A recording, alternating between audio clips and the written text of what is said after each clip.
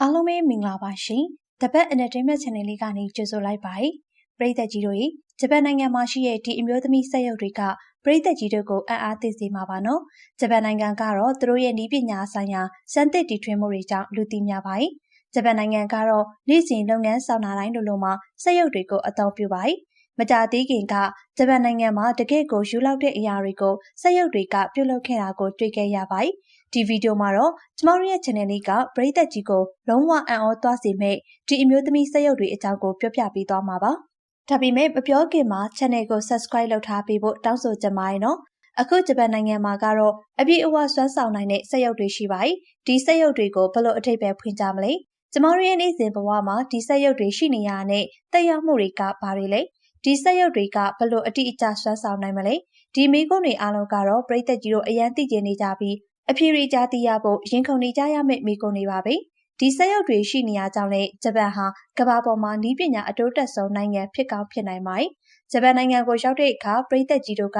သူတို့နေ့စဉ်လူနေမှုဘဝရဲ့60%နီးပါးကိုစက်ရုပ်တွေကစီမံခန့်ခွဲပြီးပြည်စုဆောက်ရှောက်နေရတွေ့ရမှာပါအဲ့ဒီမှာဖောက်သည်တွေကိုစီမံခန့်ခွဲရေးလိုမျိုးပုံမသိမ်မွေ့ပြီးရှုပ်ထွေးတဲ့အလုပ်တွေစားတောက်ဆိုင်နဲ့တန့်စင်ခန်းတွေတန်ရှင်းအလုပ်တွေကိုလည်းဒီစက်ရုပ်တွေကလုပ်ကြပါသေးရဲ့ဆိုလိုတာကတော့ဒီစက်ရုပ်တွေကဂျပန်နိုင်ငံရဲ့စက်မှုလုပ်ငန်းသုံးအားလုံးနီးပါးမှာပါဝင်နေရပဲဖြစ်ပါတယ်။အထူးသဖြင့်သူတို့ရဲ့နည်းပညာနဲ့ဇီဝဆေးဘက်ဆိုင်ရာလုပ်ငန်းခွင်တွေမှာဂျပန်မှာအရာအားလုံးကိုအလိုအလျောက်လှုပ်ဆောင်နေပုံရပြီးစက်ရုပ်တွေနဲ့ AI တွေကအလွယ်တကူလှုပ်ဆောင်နိုင်တဲ့အလုပ်တွေမှာလူသားလုပ်အားမလိုအပ်ပါဘူး။ဂျပန်နိုင်ငံကလူသားတွေကိုဒီထက်တလဲလဲအလုပ်တွေကိုလုပ်ကိုင်ခွင့်မပြုတဲ့အပြင်သူတို့ကအစင်မြေစက်ရုပ်တွေကိုအလွယ်တကူမိခိုအားထားနိုင်ပြီးဂျပန်စက်မှုလုပ်ငန်းတွေကနေစက်ရုပ်တွေကလည်းဆက်လက်ထွက်ရှိလာပါတယ်။ပရိသတ်ကြီးတို့အတွက်ကော်ဖီဖျော်ပေးဖို့စက်ရုပ်တွေကိုလည်းအလွယ်တကူဝယ်နိုင်ပြီးမိသားစုနဲ့ညစာစားပြီးချိန်ပရိသတ်ကြီးတို့ရဲ့စက်ရုပ်တန့်စင်ရေးဆက်ကိုအသုံးပြုပြီးလဲတန့်ရှင်းခိုင်းနိုင်တာကြောင့်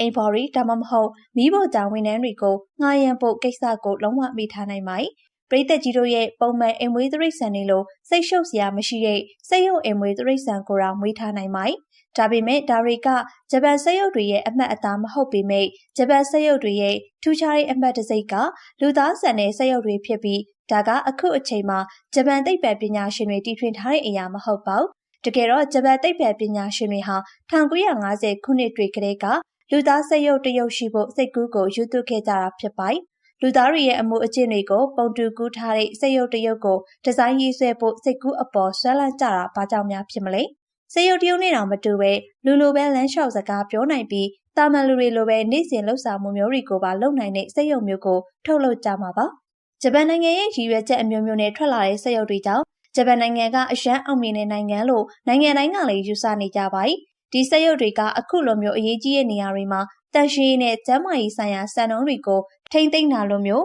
းလောကီရေးရာတွေကိုပါဂရုစိုက်နိုင်ပါတယ်။ဒီစက်ရုပ်တွေကိုအမျိုးမျိုးသောရှာဖွေရေးတွေအတွက်လည်းအသုံးပြုထားကြပါတယ်။ဒါပေမဲ့အကြသေးခင်က AI သိပ္ပံပညာရှင်တွေပြုလုပ်ခဲ့တဲ့ဒီစက်ရုပ်တွေဟာလိုအပ်ချက်တွေရှိသေးဖြစ်ပြီးတခြားအဆင့်ကိုမရောက်နိုင်သေးပါဘူး။အခုချိန်မှာတော့ဂျပန်နိုင်ငံကစွမ်းရည်ပြည့်အမျိုးသမီးစက်ရုပ်တွေကိုထုတ်မယ်လို့ကြေညာလိုက်ပြီးဖြစ်ပေမဲ့လည်းတခြားသောစက်ရုပ်တွေများစွာကဂျပန်နိုင်ငံကိုလွှမ်းမိုးနေပြီဖြစ်တာကြောင့်ဒီစွမ်းရည်ပြည့်အမျိုးသမီးစက်ရုပ်တွေနဲ့ပတ်သက်ပြီးတကယ်ထူးခြားတဲ့အချက်ကိုတွေးတောဖို့တွန်းအားပေးခဲ့ပါတယ်။ဒါပေမဲ့အားလုံးစောင့်မျှော်နေကြတဲ့စက်ရုပ်တွေက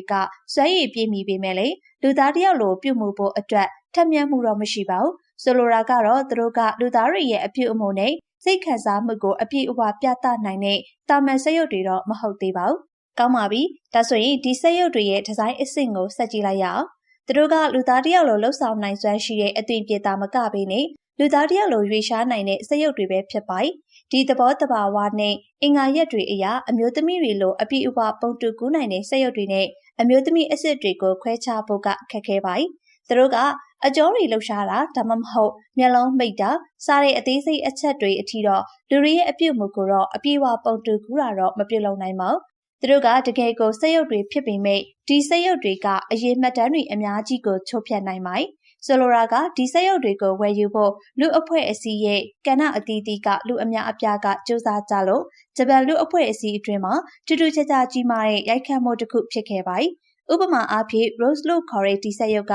မှန်တကယ်ကိုဝယ်လိုအားများနေပြီးရောင်းချတဲ့ဈေးနှုန်းကလည်းအမှန်တကယ်ကိုမြင့်မားလွန်းနေပါတယ် ဒါပေမဲ့ရိုးရိတ်ကြော်ကြားမှုနောက်ကွယ်မှာအကြောင်းရင်းတစ်ခုရှိလို့လူအများစုကဒီဈေးကြီးရဲ့စက်ရုပ်တွေကိုဝယ်လိုအားကြီးနေကြတာဖြစ်ပါတယ်။ဆိုလိုတာကဒီစက်ရုပ်တွေကတကယ်ပဲအရန်ကောင်းတာဒါမှမဟုတ်သုံးသက်ချက်တွေကသူတို့ကိုအလွန်အကျူးအစစ်သတ်မှတ်ထားတာလေးဖြစ်နိုင်ပါတယ်။အဆုံးထိကြည့်ရှုပေးရဲ့အတွက်ကျေးဇူးတင်ပါတယ်ရှင်။နောက်ထပ်လည်းစိတ်ဝင်စားဖွယ်ဇာတ်လမ်းတွေကိုတင်ဆက်ပေးမှာမို့စောင့်မျှော်ပေးကြပါအောင်ရှင်။